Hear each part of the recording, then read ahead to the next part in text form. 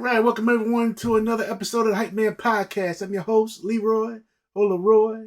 Either way, it's your boy. And today I'm here again with my wife, Heather, to discuss, or not to discuss, but what's today's topic? Cervicogenic headaches. Cervicogenic headache. Hey, I actually said it. So, how many times did you practice that one? No, I took my time saying it. That's why I was able to say it. It's a tongue twister. All right, so this one is pain that starts in the back of your neck and can go up to the base of your head. And then sometimes it can be pain here in the shoulders or even the arms. For me specifically, I get burning sensation in the back of my neck and the back of my head. So basically they are known as secondary headaches, where there might be other causes for these headaches or this headache type. And sometimes with the pain that I get in my neck and the back of my head, I'll also have a headache pain associated with that. So it's a double whammy. They are often sometimes associated with stiffness. So think of like if you sleep wrong in the bed, you know, if you have neck pain or stiffness, or maybe joint pain, stiffness that you might experience elsewhere. It's very similar to that, where you can't move that part of the body and just experience that stiffness, you know, in your neck, and the tension and the pain that you get in your neck with the headache pain on top of it. So it's, you know, it's a lot. Other symptoms that can come along with cervicogenic headaches are pain around the eyes. I had that last night where I was feeling the pain around my eye, and it makes sense now because I thought that was possibly a different type of migraine that I was getting. And a lot of times in the migraine world, you can have one migraine type and then possibly have another type that's starting. And for me, I have 5 different types, but this one we're talking about cervicogenic headaches. And so sometimes it's hard for me to differentiate, is it cervicogenic headache or is it another type? Right.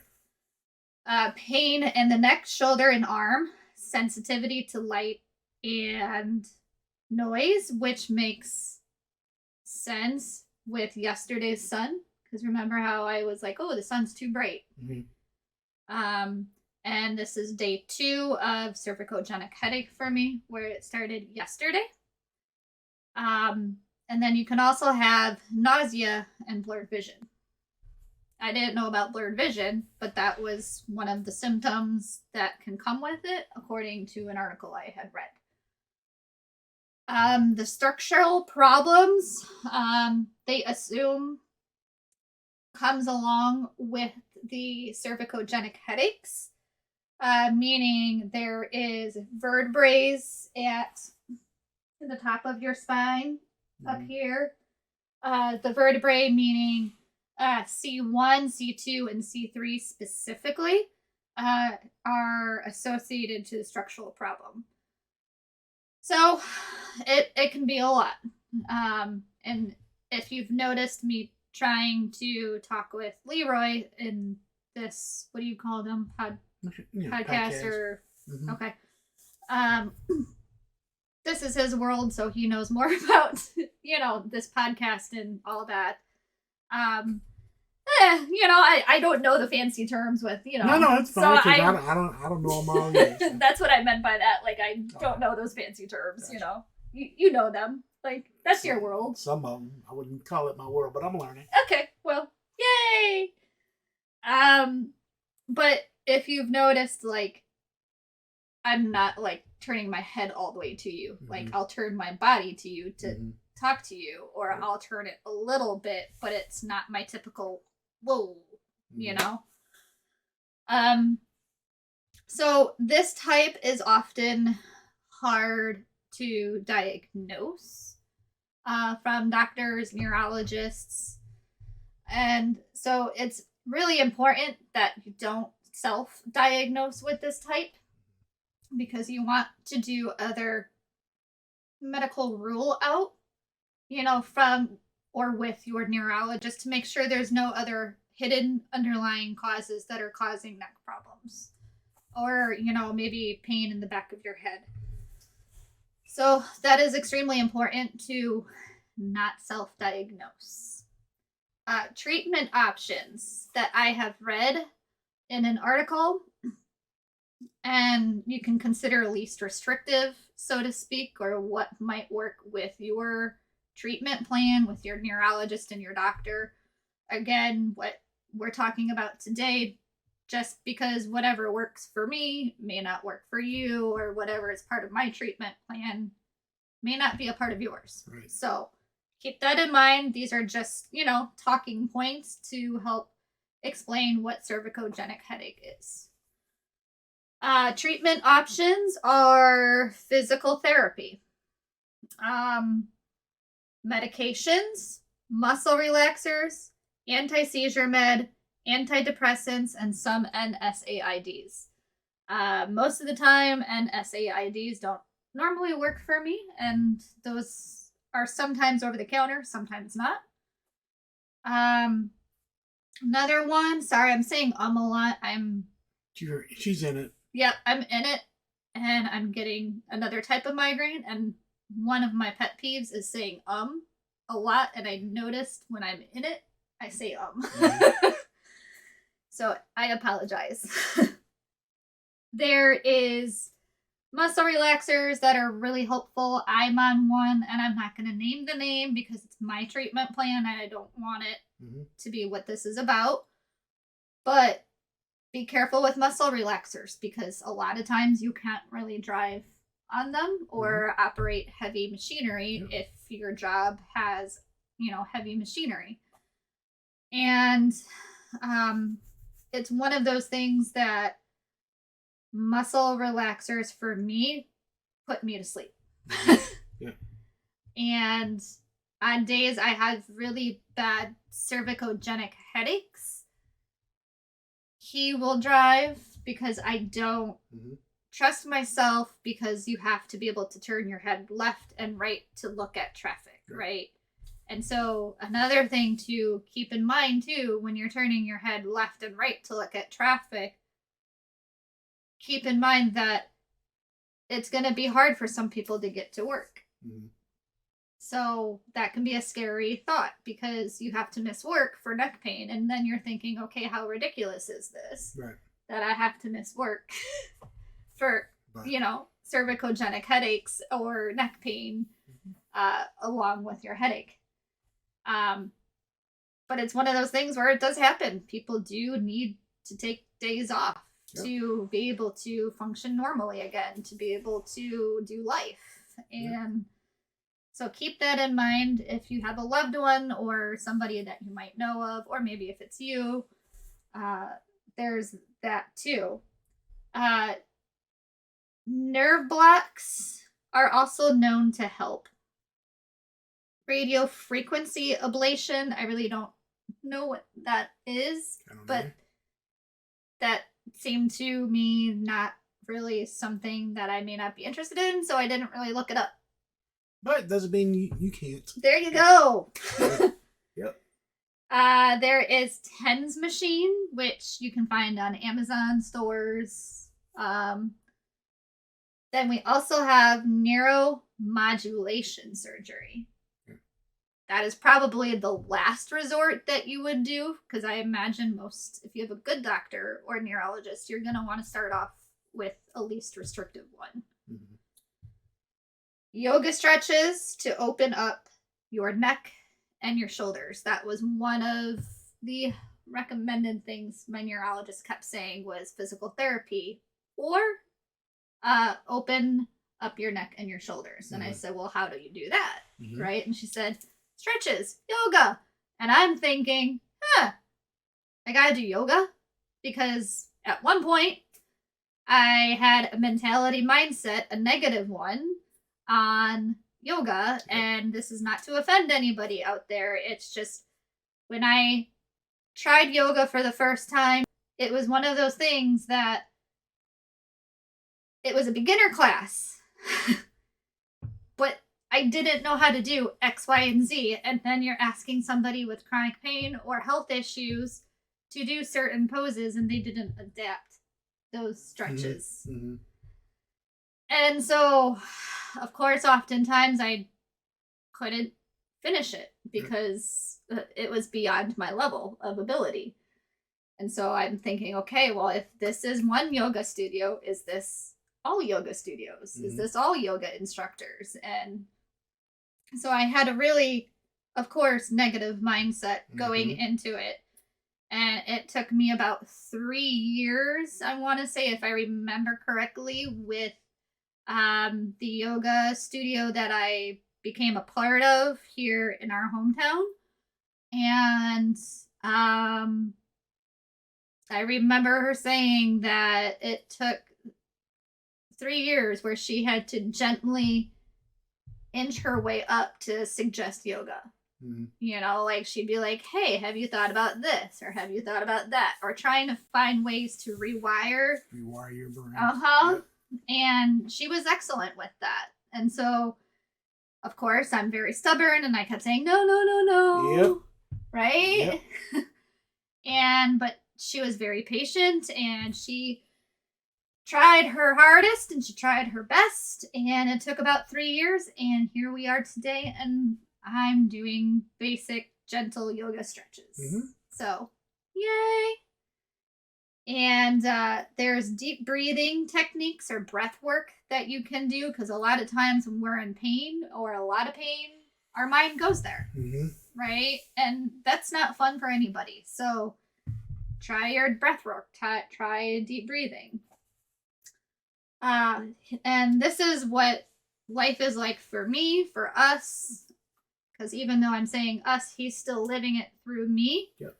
And he has to see me in pain sometimes, and that's not easy. So, for me, it is difficult to drive with this type. So, for instance, today, we had to help a neighbor out, go look for the neighbor's dog. And that's something we didn't have to do because I was in pain, but at the same time, you know, if you want to live a life, like you still have to push yourself beyond measures to do certain things. And so I physically couldn't drive, so he drove, but that didn't mean I couldn't keep my eyes out. Yep. And so we drove around, we looked, and high and low, all of that, and we tried, but the dog was found, so that was a good thing. Yep.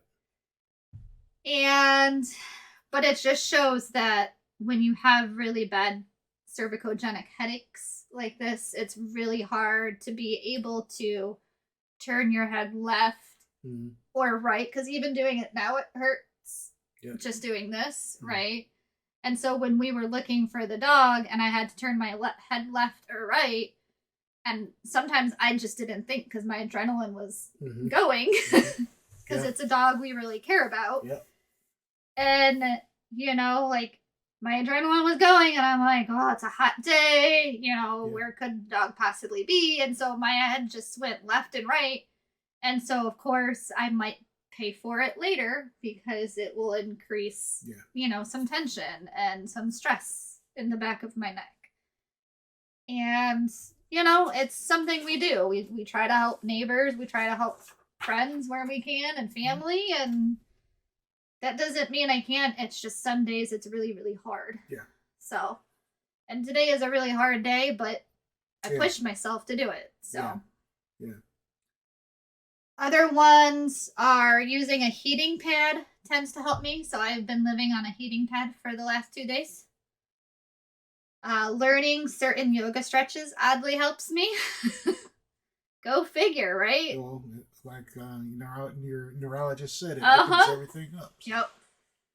Yep. There has been times either at home or during my neurology appointment that I start to physically cry because of pain. Mm-hmm. And there was one appointment he couldn't go in with me because of the pandemic, as we're still in one. And the facility that we went to, they had said only patients can go in during this time, and he's now allowed in with me. But they had yeah, this was many months ago. Yeah, maybe even a year ago. Yeah, I would say months ago. It was recent, but it was one of those things that they did it as a precautionary, which is great, and we appreciate that. And when I went into my appointment, she did the neck exam that she normally does at every appointment to see where my neck and my shoulders and my head is at. And I physically started crying out of nowhere. Mm-hmm. And so Leroy was on the phone through speaker, and he kept saying, "Heather, what's wrong?" and freaking out just a little bit. Just a little bit, because she was just crying and not communicating and crying. And when Heather's like in that type of pain, she doesn't communicate right away. Like, I don't know. In fact, she's in so much pain she can't talk, but that's what it was. So then her neurologist chimed in to let me know what was going on. It's like, yeah, I just did the neck test on her, or the neck stress test on her, whatever it was called. Yeah. But that's the reason why she's crying. I was like, oh, okay. Right. And it was nothing bad. No, it just lets me know how much pain she was in as she was doing it. So. Yeah. And then there's times, too, when I'm here at home, and if I'm in so much pain, like discomfort tears literally just start rolling out because I'm in pain. Mm-hmm. And that has happened.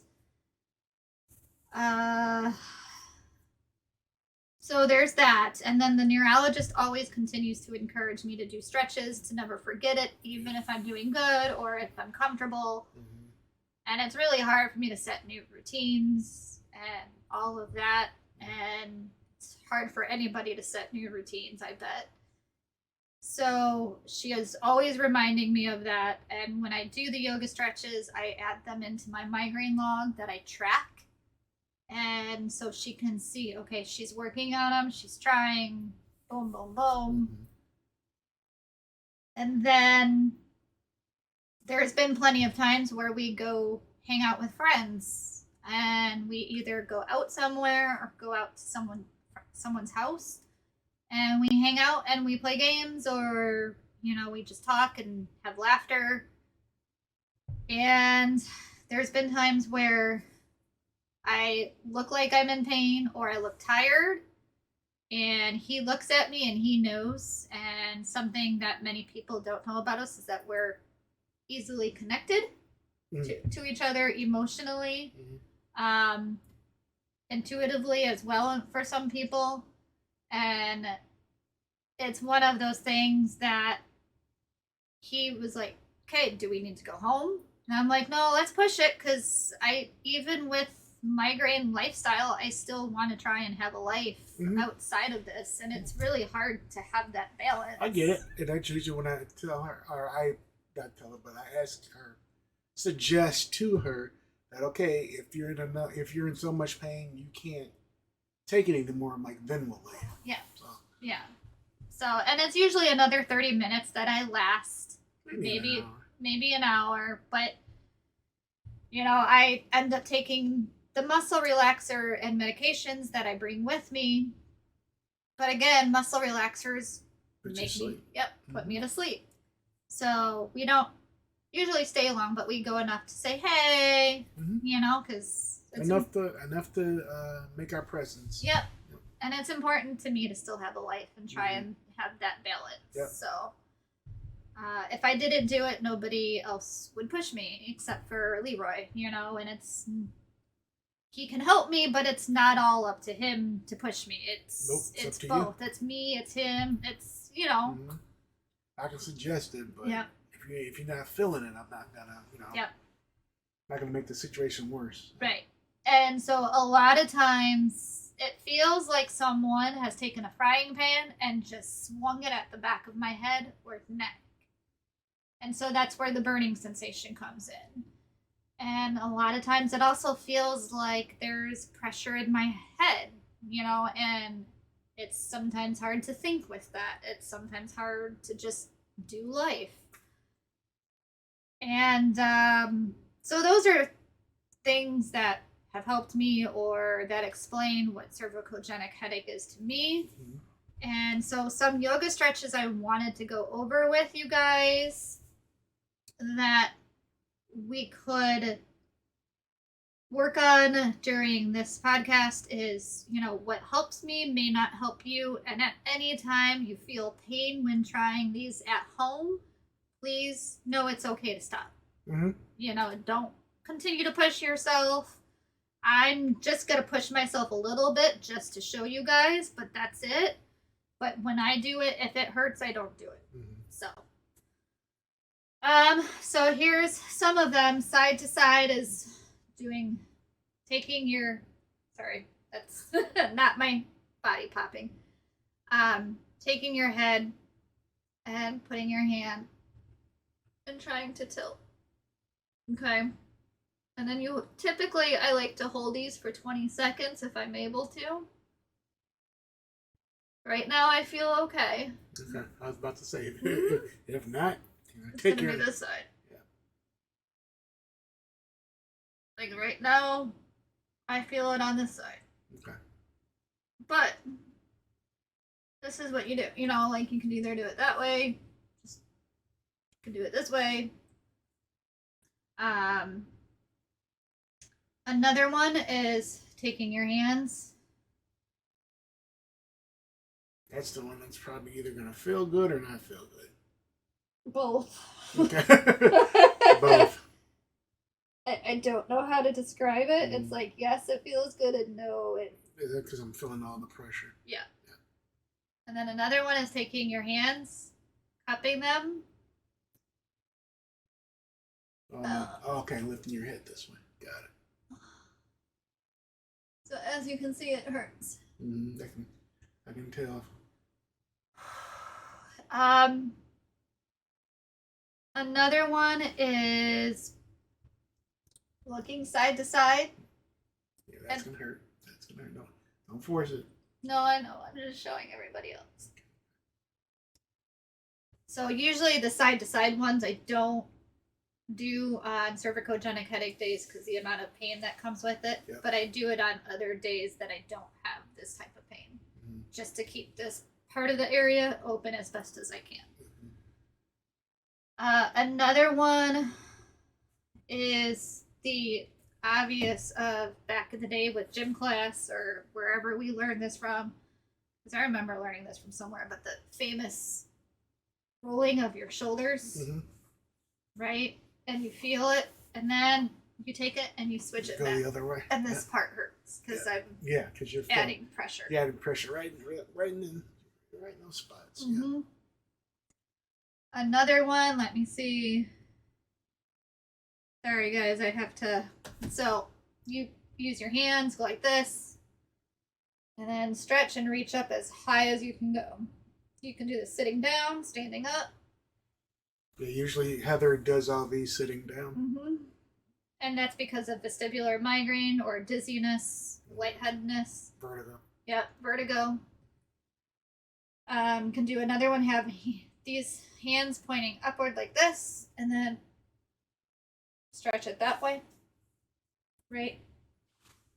Another one is taking the old-fashioned gym stretch, going this way. Yeah, that one probably actually not that bad. Yeah, this one isn't bad. Yeah. So some are gonna hurt, some are gonna not hurt. Yeah. And this support group that I joined months back, they've been really helpful, and it's to the point where they showed you the butterfly arms where you do this and you put your hands here and you're like basically looking up, like butterfly arms is what it's called. And then you push down with your head.